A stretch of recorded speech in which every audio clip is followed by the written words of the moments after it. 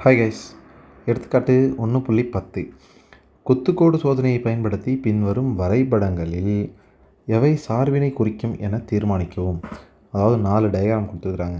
குத்துக்கோட்டு சோதனைனா என்ன அப்படின்னு முதல்ல கேட்டிங்கன்னா ரொம்ப சிம்பிள் தான். இப்போ பாருங்களேன், குத்துக்கோட்டு சோதனைனா ஒரு கிராஃப் ஷீட் இருக்குல்ல, அதில் இப்படி வரைகிறது, இந்த கோட்டுக்கு பேர் தான் குத்துக்கோடு. இது இப்போ இந்த சோதனை தான் பண்ண போகிறோம்.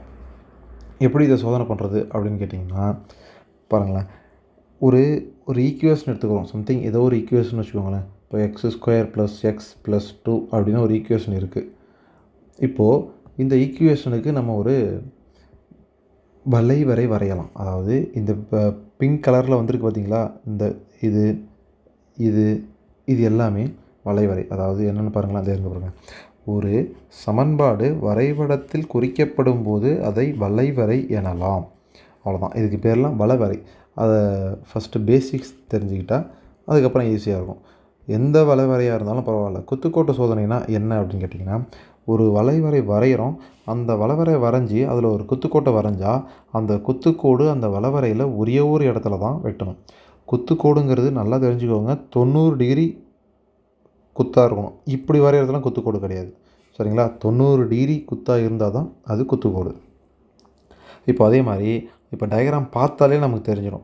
1.18ல் 1 அதில் பாருங்களேன், இப்போ வளைவரை இப்படி வளைஞ்சி வருது, அதில் 2 இடத்துல வெட்டுது. அப்போ இது சார்பு கிடையாது. அதே மாதிரி அடுத்தது, இப்போது 2வது டயக்ராமில் வளைவரை வளைஞ்சி போகுது, இதில் நீங்கள் செங்குத்தாக ஒரு கோடு வரைஞ்சிங்கன்னா ஒரே இடத்துல தான் வெட்டுது. அப்போது இது ஒரு சார்பு. அதே மாதிரி அடுத்தது, இதுலேயே 2 இடத்துல வெட்டுது, இது சார்பு கிடையாது. அதே மாதிரி இதில் நீங்கள் உங்களுக்கு எங்கே பிடிக்குதோ அங்கே ஒரு கோடு போட்டு பாருங்கள், ஒரே இடத்துல தான் வெட்டுதுங்களா? அப்போ இது ஒரு சார்பு. That's all. இப்போது அப்படியே பாருங்கள், புக்கில் ஸ்டேட்மெண்ட் தெளிவாக கொடுத்துருக்காங்க. படம் 1.181 மற்றும் படம் 1.183 வரைபடங்களில் ஒரு குத்துக்கோடு வரைபடத்தை P மற்றும் Q ஆகிய இரு புள்ளிகளில் வெட்டுவதால் இவை ஒரு சார்பினை குறிக்காது. புரியுதுங்களா? 2 இடத்துல வெட்டுது, அதனால் சார்பு இல்லை.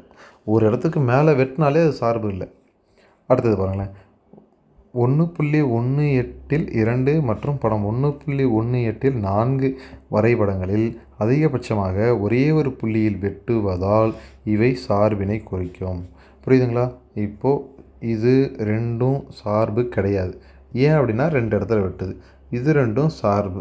ஏன் அப்படின்னா குத்துக்கோடு வரையும் போது ஒரே ஒரு இடத்துல தான் அந்த வளைவரையை வெட்டுது, அதனால் அது சார்பு. That's all.